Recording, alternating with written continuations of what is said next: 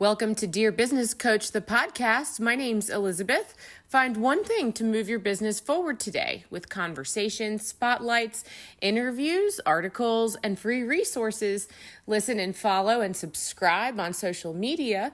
Dear Business Coach pages and groups. Dear Business Coach podcast. We're on Facebook, LinkedIn, Instagram, YouTube, and don't forget Spotify, Apple, iHeartRadio, Amazon Music, anywhere you listen to podcasts. All it takes sometimes is one little thing to move your business forward today. I've been hitting Control Z after they've done all the stuff, so I have a backup and say, man, it's gonna get erased. Excuse me.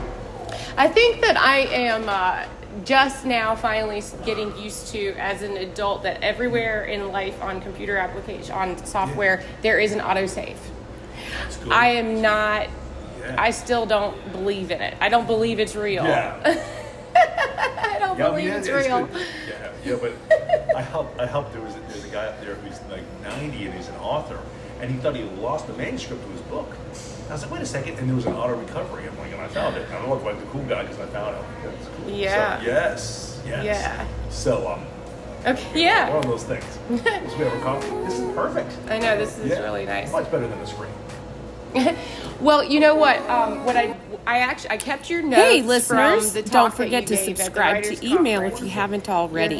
Do this at dearbusinesscoachpodcast.com. And if you are a new subscriber, look for the magazine coming up. You can get a free download as a new subscriber. That's dearbusinesscoachpodcast.com. Thanks so much, and I hope you're having a fantastic day. Remember, you are a superstar. Well, Josh, welcome to the Dear Business Coach podcast. How are you today? Great to be here sipping coffee in downtown Roanoke. This is awesome. And what I know about you, and thank you for coming today. We've tried to do this a couple times, and this is so much fun. I think that probably there's probably a few episodes that I could ask you to do, but today. I am particularly thinking back about your talk at the Roanoke Regional Writers Conference. Yes. In January. So that particular day, you gave a talk that was around, I think the nuts and bolts of your talk was to help folks, get through their writing process in a motivated way. And what I actually took away moreover from that day was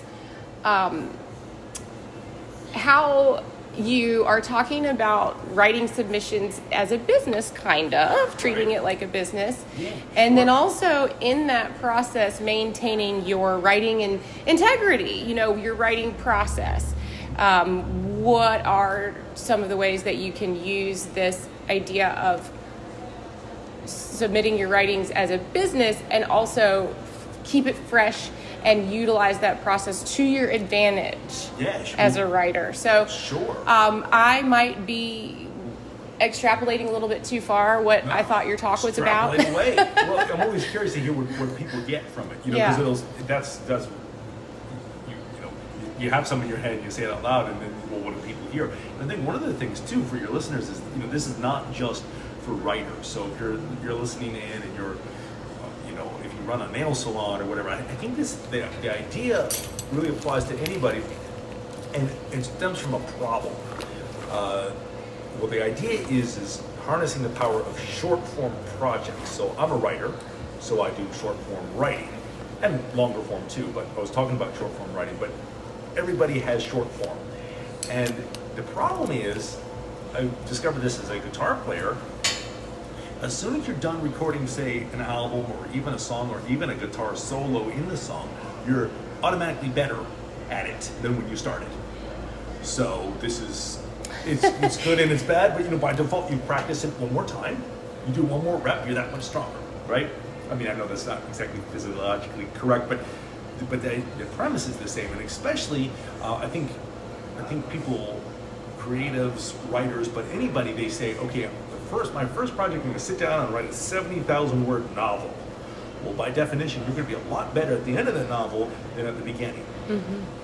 So that's kind of a problem if it's your first project, because you want the beginning to be good too.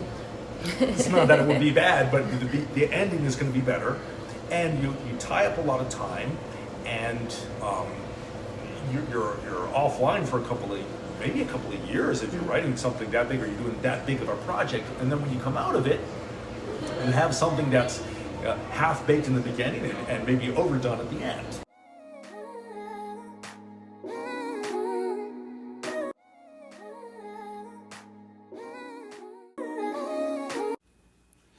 Hey, listeners, don't forget to subscribe to email if you haven't already. Do this at dearbusinesscoachpodcast.com. And if you are a new subscriber, look for the magazine coming up. You can get a free download as a new subscriber. That's dearbusinesscoachpodcast.com. Thanks so much, and I hope you're having a fantastic day. Remember, you are a superstar. So a solution for this is if you start, again, it can be writing, but any project you're doing, if you start with a little bit. So if it's an article or a short story, and you practice with that, and then you can do another short story, and another short story, and another short story. You can always take one of those short stories and make a whole novel out of it. If you start with a little bit, you segment your improvement, you put it out, you get a quick turnaround time. Depends on, if you write a bestseller and you're smash hit, well, then you're going to make you might make a lot of money on it, but you can make a reasonable amount submitting little articles, get paid a couple $100 here and there, and be practicing along the way.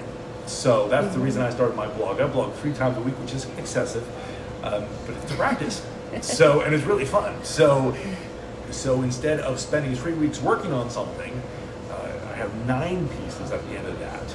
So I segment my improvement, if that makes any sense. Yeah.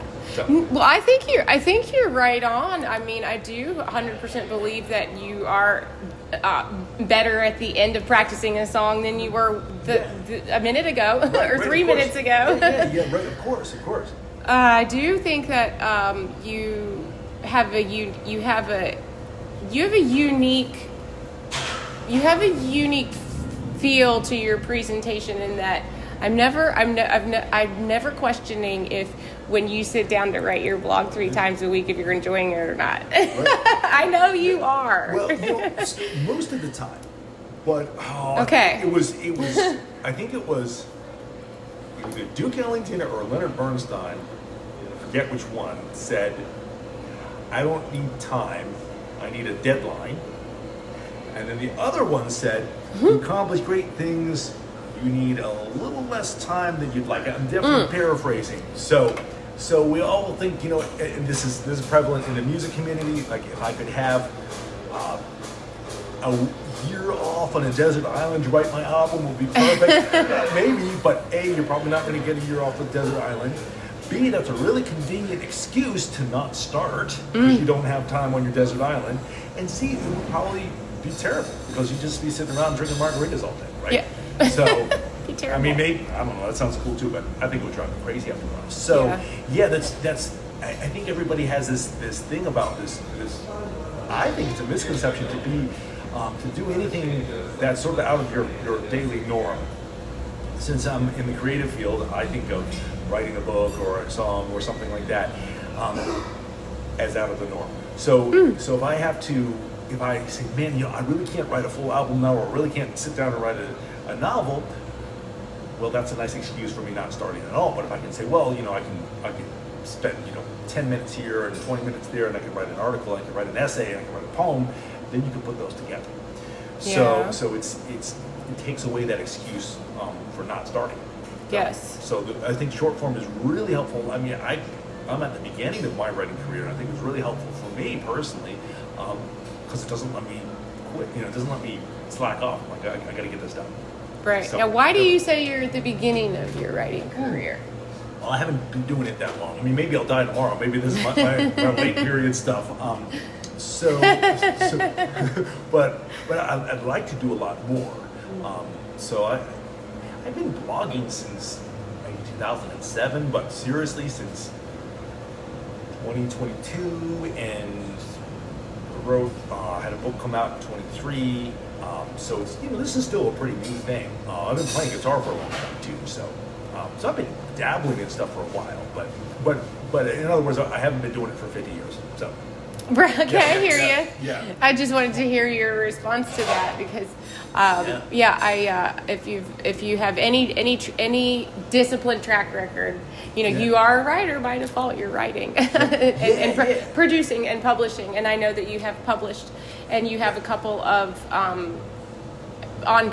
ongoing, not projects, but for example, the book that you wrote that was a collection with and for senior citizens that you work with. Yeah, right. Cities on a Hill. Yes. Cities on a Hill, and that is not the only one like that you've done, right? Well, so I did that. I'm working on a second it's starting off, it's going to be a collection of essays crossed with a workbook so people can write their own life stories. So I'm kind of trying to get a handle on that. And then the first thing I did, my first project was, it's kind of half a book because it's mostly blank pages, which is, that's technically short form, right? But I was doing an astronomy program for a library, and they were collecting materials, and they had notebooks. And I said, oh, I'll make you guys a notebook. And the last thing a library needs is more books. And they're like, no, we're good. But I thought, well, I might as well make a notebook so you can write down, what you're looking at. So I did that. I find that helps me pay attention if I can clearly articulate what I'm observing, whether it's through the telescope or in life. So I made one of those, and then around that, just after that, we started writing the Cities on a Hill. Working in a nursing home during the COVID lockdown. So I wanted to witness what their time was like, the residents' time of a year away from their families. So for maybe the last year of their life. So, and nobody saw that because the doors were closed. And there wasn't any abuse happening, but it was just really a bad time. And somebody to say that, and I happened to see it. So it kind of fell in my lap. And I said, okay, well, I'll write this. So that's how that book came about. And then this third book that I'm working on is grappling with the question of when people retire and they go off to their in many cases very upscale communities, they often, not all the time, often grapple with a sense of being checked out of society. And one of the things that I advocate for is this is the wisdom time of your life, so you can impart all the things you've learned. I mean, imagine when you're hanging up and you've been, working all this time and doing all these podcasts and helping all these people, you will have amassed so much information, and then you're just sitting there and nobody's asking you. So I'm trying to give them a way to share that with the world. So do that, and then also do a podcast with a community up in Charlottesville so they can share their thoughts. And it's really pretty fun. Yeah. So a little bit of a tangent. Sorry, I'm the tangent king. Yeah, no, it's not a tangent. It is time to talk. This is the time to plug what you're working on, and why did that strike you? Why did you? Not everybody says this is important. Not everybody says I need to document what I'm witnessing here. Now, I understand a little bit just from I'm going to make an educated guess that as a creative, as a writer, this is something that you're inclined to do. Anyway, a little bit Harriet the Spy, right? I just write things down. Yeah, right. And that's a processing. I'm a little bit like that. When I'm lucky enough to be able to put pen to paper and actually put on paper what might be coming through my brain, that's not great. That's not as accessible as it sounds either, right? To be able to do that. You're right, exactly. So I'm assuming that you have some practice and personal interest in that, and then now this important time comes during COVID in the nursing home, and you say, now's the time for me to do this in this way. It was, and I wish I could say that, I was that on the ball and said, I should do this, but, a couple things happened. So first, a little old lady told me I should. And she just kind of had this air of authority about, you're like, yes, ma'am, So it was, it was during the lockdown, and so the lockdowns would ebb and flow, and sometimes everybody would be confined to their rooms, sometimes just the building would be restricted, but the building was always restricted, and sometimes they're in their room, sometimes they weren't. And by this time, I'd become the activities director, and I like to think of myself as a genuine, authentic person, but I was losing my way. And I was, one of the lines in the book is I was in danger of turning it into my shirt, my polyester business casual fake. And I was in hot water with the management. I was always in hot water with the management, and the residents were sitting at their tables, all facing the same way, 6 feet apart, one person per table, wearing a mask when you're not eating, so you can't talk to each other like that. And this little old lady, we call her Martha from the book, and she tugs on my sleeve and she says, "Hey, I had a dream that we wrote a book and we sold 1 million copies, and the publisher was calling for a second printing." And now, getting in the writing industry, I was like, "Wow, that's an ambitious first printing." But and I laughed and then, was kind of jovial about it. I said, "Hey, can I tell everybody?" And she goes, "No, that'll be our little secret." Here I am telling the whole world. But she said, "Hey, don't forget about us." So I said, "Okay, well, if I ever write a book, I'll dedicate it to you." So that kind of stuck in my mind, and I had been writing essays for years, but not a book. And I'd always wanted to write a book, and I was really horrified at what was going on at the time. About maybe 2 months after that, one of my friends who lived there, his name is Coach, and he passed away from natural causes. And I went to his funeral. I was really sad and really missed him. And then he didn't die from COVID; he just was old. And then I went stargazing that evening. I'm an avid amateur astronomer, and I ended up writing an essay about that whole thing. And I showed it to my mom, and she's like, "Hey, man, that's really good. You should send it to Sky and Telescope." I was like, "Yeah," which is a big astronomy magazine. I said, "Nah, you should send it." I said, "All right." So they have an essay in each magazine. So I sent it off there, and the guy wrote back and he said, "Yeah, sure, we'll publish it." Well, it was a beginner's luck. I was like, "Whoa, okay." So that kind of got I was like, "Man, I should try some more of this because I really enjoy doing this." And then it kind of clicked from what Martha said, and like, okay, I need to do something here. And so broadening this back out, I mean, I hope your listeners find that it's a personally interesting story, but it might not really apply to them. But so sort of the mechanics behind that I think is interesting if you're running a business or you're involved in business, you're an entrepreneur in any sense of the word, is if you see a problem and you can use your particular talents and skills to solve it, that's a good path to pursue, I think. For a long time, I missed the problem part of the equation, and I thought, okay, I have these talents, and talents, heavy air quotes, and skills, things that I like to do. How can I make money off of that? Yeah. Then when I started looking for, well, how can I use this skill set to solve a problem that already exists? That's how you make money off of it, or that's how you answer a need with it. And in this case, I haven't made a lot of money off the book. I mean, but the neat thing is it is paying off in other ways. It's opening conversations with people. We just had this thing, and there really hasn't been a national reckoning of it. And now people can talk about it. And now people do talk about it. And I go and talk to people about it and share the stories of these old folks. And we can learn from it, and we can put it on the table and work from it. So using my skill set and applying it to a problem has been rewarding for me, or meaningful for me at least. So I think anybody can do that with, I saw a great Venn diagram. I think it was in the book Steal Like an Artist by Austin Kleon, but I could be mistaken. Of you find what loves you, or what you love, what loves you back, and what the world needs. And then at the intersection of those three things, then you can do stuff with that. Yeah. So that's kind of an interesting thing. So that's one of the lessons I got from it. Kind of a boring lesson. No. That's what lots of us are starving for that kind of story, of I went through this path that wasn't really 1, 2, 3, 4 A to B, and it's extremely helpful to just hear somebody say, "This is what my thought process was. It didn't exactly happen this way or that way." And it's a matter of just getting kicked in the face, metaphorically speaking, over and over and over and over. And there's so many. Just being in the creative field, there's so many cool things that I like to do, and sometimes they're applicable and sometimes they're not. What took me a long time to realize being kicked in the face is being ignored. It's like I can do something, I can set up on the sidewalk right there, and I can't juggle, but if I could juggle, people might pay for that or people might not. But if I'm serving somebody in the way that I like to operate in the world, everything seems to work really good with that. And that's just my personality. The everybody has a different approach to it. But this goes across any field. It doesn't have to be creative. If you like, landscaping is a perfect example. If you're good at landscaping, find somebody's lawn that needs to be mowed, right? You don't necessarily need to make a random monument in the middle of somewhere. Like find something that needs to be done, and then do it. So, Yeah. both thoughts there. Yeah.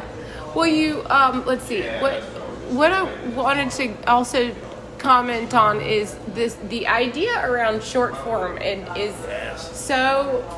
Well, first of all, I find the business around it hilarious because when I was in school, right, college age, short form was the thing. No matter what it is, video, movie. I was into filmmaking for a little while, and that especially is a place where you have to grapple with. First, you have to learn how to do short form in like a class, right? And then you're taught this will never be anything you can ever do in the professional world, and there's no market for it. Typical.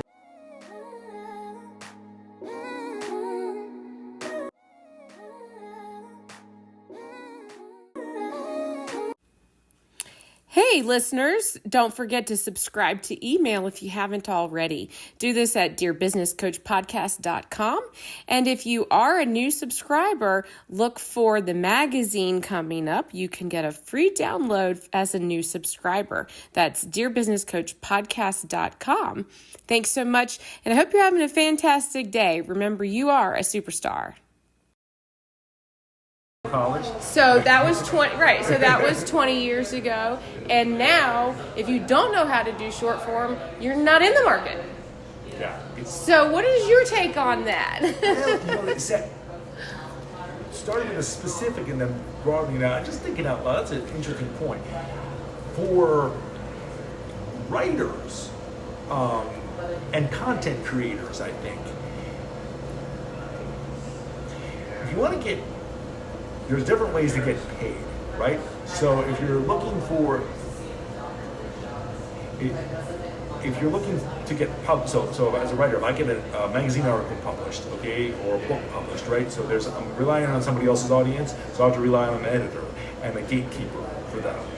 Mm-hmm. So the problem is they're struggling right now, and if you talk to a lot of authors and a lot of writers, they'll bemoan the state of the publishing industry, and it's specific to the gatekeeper's tastes. So I don't like vampire romance, right? Okay, so fire me, right? So Right. That's a little bit of an exaggeration, but Right. so take it in the case of journalism.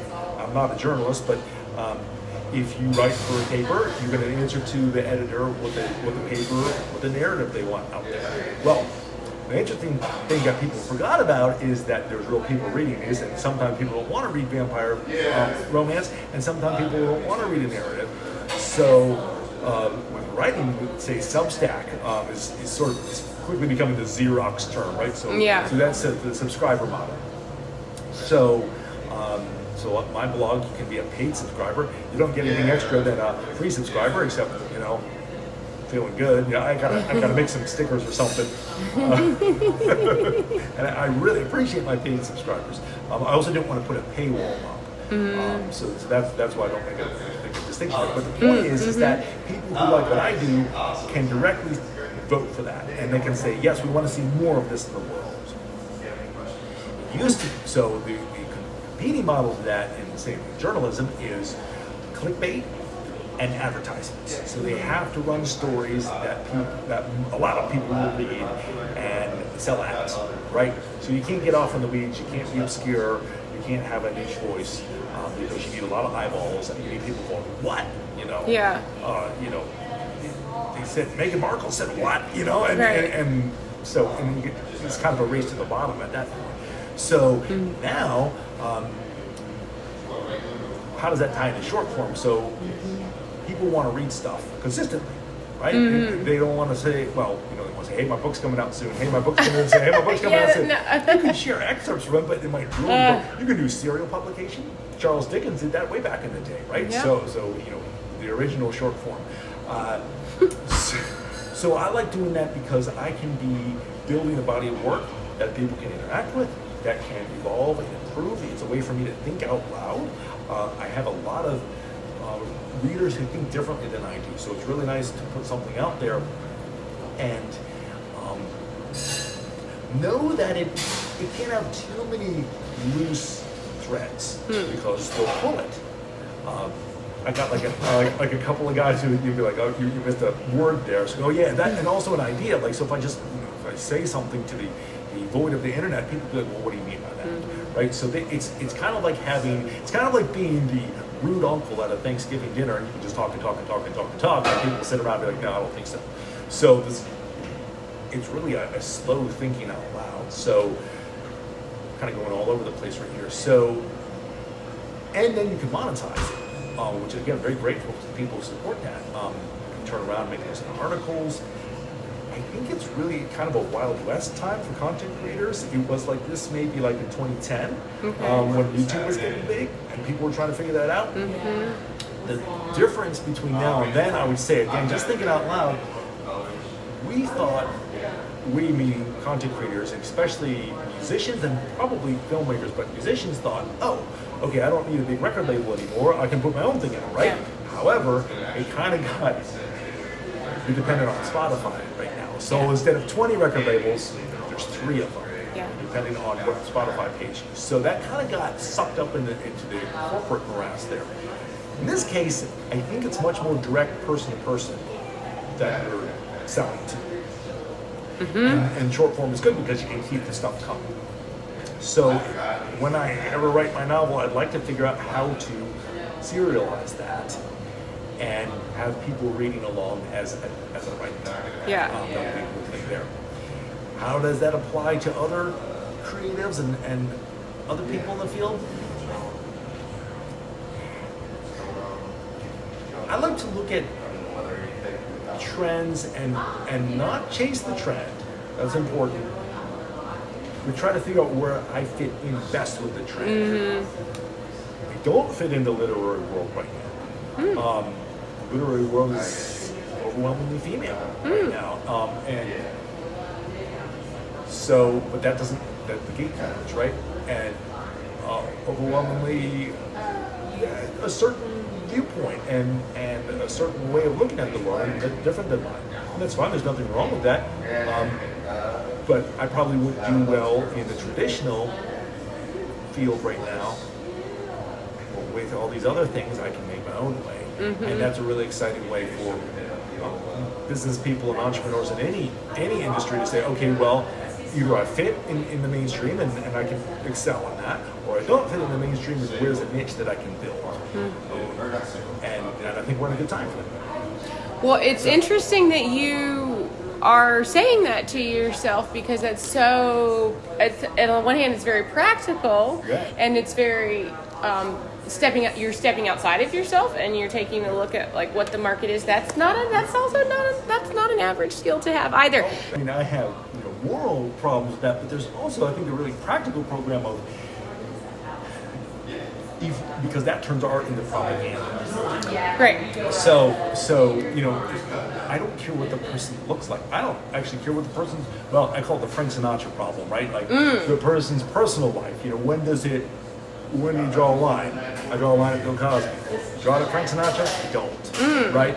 So Frank Sinatra was not a nice guy. Yeah. One of the best singers in the world, as far as I'm concerned. Right. We love Frank Sinatra. Right? So, but I don't like what he did. Right. So we turn it up. We get into cancel culture. We get into all these different things, and that doesn't let you make art because if art is telling the truth, that's what I'm trying to do, is tell the truth. So it doesn't matter what I look like. If it matters to you what I look like, well then, go read a vampire book. So yeah. So I think so. But the good news is if I can say, okay, well, because people want to hear truth, but there's something. I'm not saying that I can tell truth, but I can try to aim at truth, and try to do my best to articulate what I think it is, right? So that's the weird thing with when I write something. If I write it for me, if I write it to look cool, like, I feel that on a certain level. And if I do something to be cynical or to get ahead or to be ambitious in a bad sense of the word, like I can feel that, right? And I don't want to do that. So, but when I do something that I think is the right thing to do, even though I don't know 100% what that is, I know what's not the right thing to do. Right? If I can aim in that direction, people seem to react well to that. People want that, and that's another problem that I'm solving along the way, right? So it's like, people want to live right, Not that I tell people how to live right, but like, we know it's true, we know it's propaganda, and it's like 1984. I don't know. It's like when was it Winston? When he finds something real, it matters so much to him, right? Ultimately, it's his undoing. But when he finds something real, that's what matters right there. So that's what I wanted to find was real and put it out there. And that's so if the big industry trends are going towards, well, you have to be from a certain group. To me, that's irrelevant, and I want to write to what's relevant. Right. So that's what I'm doing. So I don't know, it's got a lot of opinions, but podcasting work. Any thoughts on that? I think that. Well, I hope. I was going to say that I think that just from meeting you a couple of times and listening to you speak, I mean, that's how I learn about people is I'm listening to intonation and I'm listening to choice of vocabulary and tone of voice. And I get the idea that you wouldn't be able to turn out a piece of work or a piece of writing that you didn't genuinely sit there and think wholeheartedly about. Do I need to know you personally, or do I what if I've met you in person before I read your work. Okay, right. So what if I had, so I don't know what would have happened if I had read something of your work first and then met you after the fact. That's who he is? Right. So, but it's hard for me to imagine that, your work isn't extremely genuine, anything but.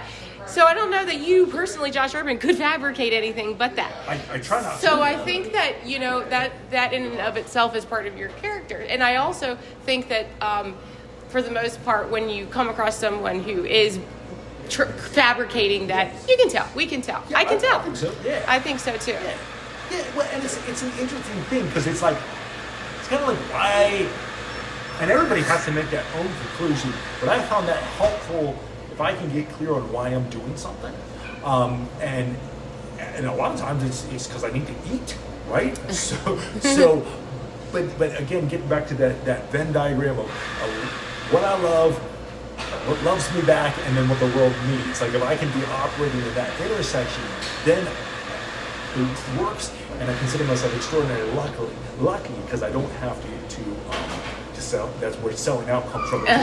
If you're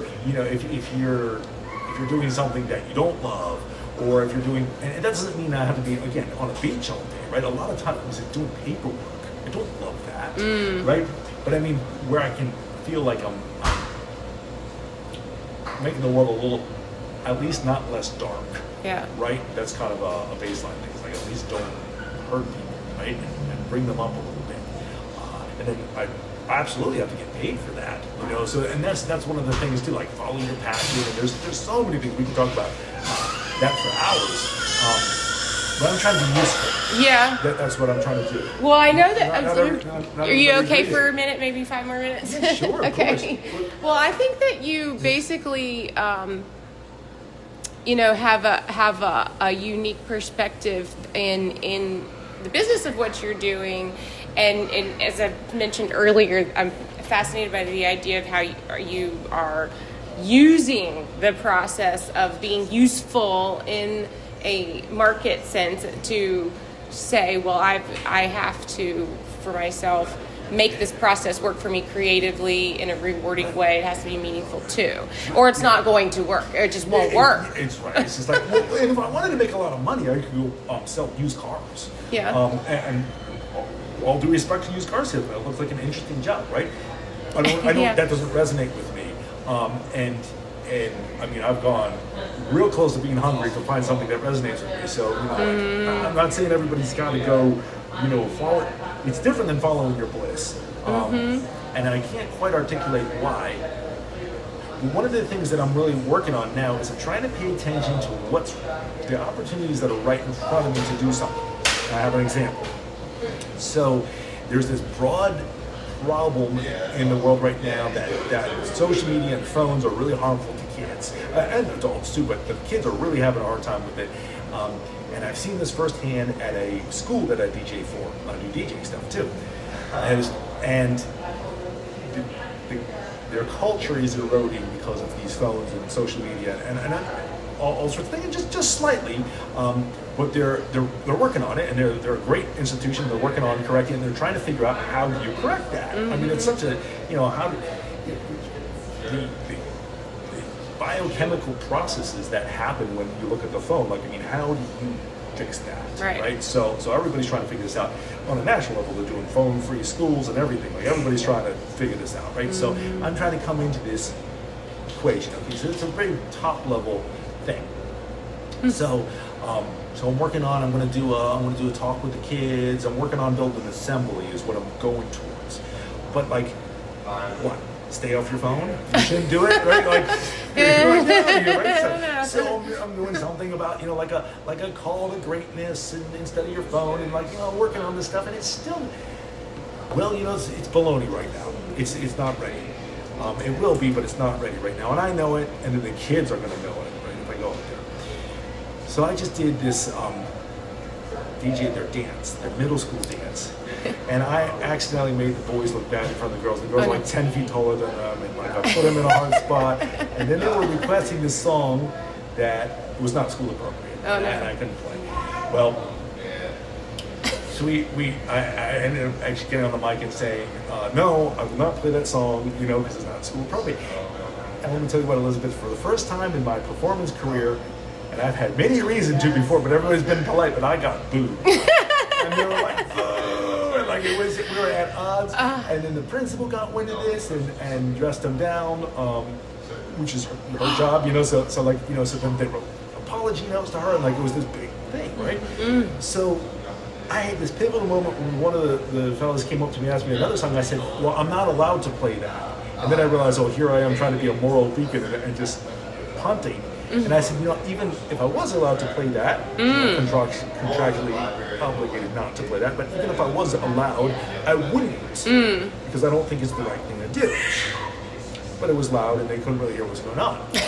So I thought, here's something I can do. I'm going to write them a letter, not telling them how to think, but telling them why I wouldn't play the song, and how I'm coming up with that conclusion, and how I think that there's, it matters what I put in my head, and then it also, rules are an interesting thing. They sort of serve as guardrails, so we don't have to learn by going into the ditch, and we feel dumb when we bump up against them, but it's better than the alternative. And then finally, we have agency over what we choose to listen to, and that makes us free to have agency. So that's what I do. What are you going to do? So I wrote them a letter. So there's a writing piece. That's something I can start with. So that was a problem that presented itself. The kids are ticked off. I painted them into a corner. What are we going to do about it? Now I can do something about it. So I wrote to that, and that's what I'm going to do, and then I'll just wait for the next thing to show up. So with that, I'm always on assignment, and there's always something. Yeah. The response, your response to it is your job to articulate. Yeah, and maybe I'll get shanked at the fall dance. I don't know, but. Well, say that again. You said that because we have agency, you are choosing not to give this song airtime because you have agency, which is what makes you free. Right. I'm sorry. That's the line. Right, and for them, they live in a world with, in a way, more rules than I do. My rules are more subtle. Is if I break the rule, I don't get paid. If they break the rule, they lose their allowance, right? But I might lose an account if I break a rule. But their agency, so they appear to live in a world with very little agency. There to do what they're told, but you always have a choice of what to think. And you always have a choice of where you turn your attention to. So they have the agency to listen to good music or listen to trash. And a lot of the kids listen to really good music. I was so impressed by their music taste, so I told them that. I said, this is really cool. So you have the agency to choose wisely. And of course you gotta, I listen to some songs that I wouldn't play. So I'm not gonna say, a saint or anything. I don't want to give people moral advice. I can only share my and that's sort of what, getting back to the intro with the short form of the Hollins talk at the Roanoke Regional Writers Conference. I always want to share what I'm working on, but I don't want to tell a room full of writers how to do their job. I mean, Diane Fanning was there. She's like a national multi-bestseller, so I'm not going to tell her how to write. So, yeah. I don't know. Any other thoughts on that? Oh, well, it's time. That was that. I gotta go entertain some old folks. Well, thank you. Let me say thank you. Absolutely. And I really, really appreciate it. And truthfully, because this is kind of improv, I have questions that I didn't ask you, so maybe there will be more to come. Absolutely. You've been listening to the Dear Business Coach podcast. My name's Elizabeth Walker, producer and host. Don't forget to subscribe to email. Thank you so much for being here, and find one thing today to move your business forward. Contact me at dearbusinesscoachpodcast@gmail.com. And as always, you are a superstar.